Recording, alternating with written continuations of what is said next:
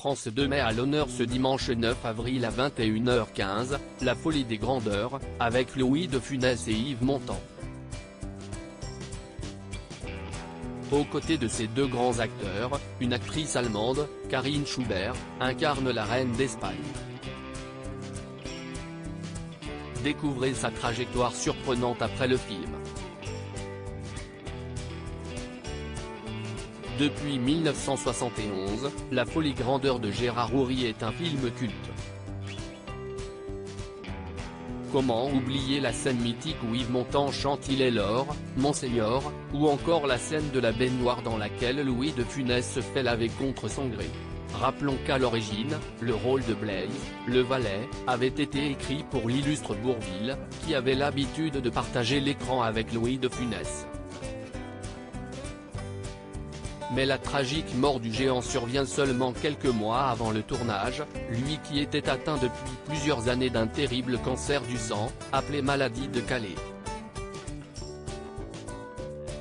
Gérard Houry a donc été obligé de remanier le rôle pour Yves Montand, qui a finalement incarné à la perfection ce rôle devenu culte. Dans le film, l'actrice alors âgée de 26 ans, Karin Schubert, incarnait la reine d'Espagne, dite Marie-Anne de Neubourg. Or, à la sortie du film, qui a rayonné dans toute l'Europe, l'actrice allemande a, au départ, reçu de multiples propositions de rôle. Pourtant, la comédienne va peu à peu changer de trajectoire, jusqu'à devenir, malgré elle, une figure du cinéma pour adultes. Vers le cinéma érotique. Elle s'était fait remarquer également dans Barbe Bleue aux côtés de Richard Burton ou l'attentat d'Yves Boisset. Pourtant, dans les années 80, Karin Schubert glisse peu à peu vers le cinéma érotique. En effet, de moins en moins demandée pour des rôles, l'actrice se réfugie en Espagne. Divorcée, elle doit faire face à la violence de son fils toxicomane et est à la recherche d'une grosse somme d'argent pour le faire soigner. Très vite, elle est donc contrainte de poser pour des photos dans un magazine pornographique.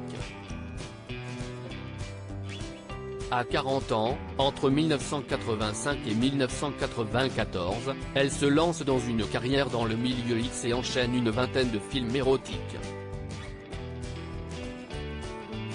Alors, la tragédie s'accélère. En septembre 1994, l'actrice fait une première tentative de suicide, consciente d'avoir été exploitée. L'actrice explique son geste par ces mots: « Je n'ai ni famille, ni amis, ni argent, ni avenir.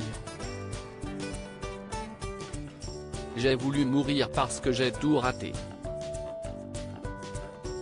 Pour les gens, je suis une putain »,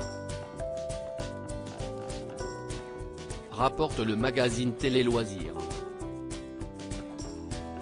Peu de temps après, elle est internée en hôpital psychiatrique. Aujourd'hui, l'ex-reine d'Espagne vivrait en Italie, où elle se repose.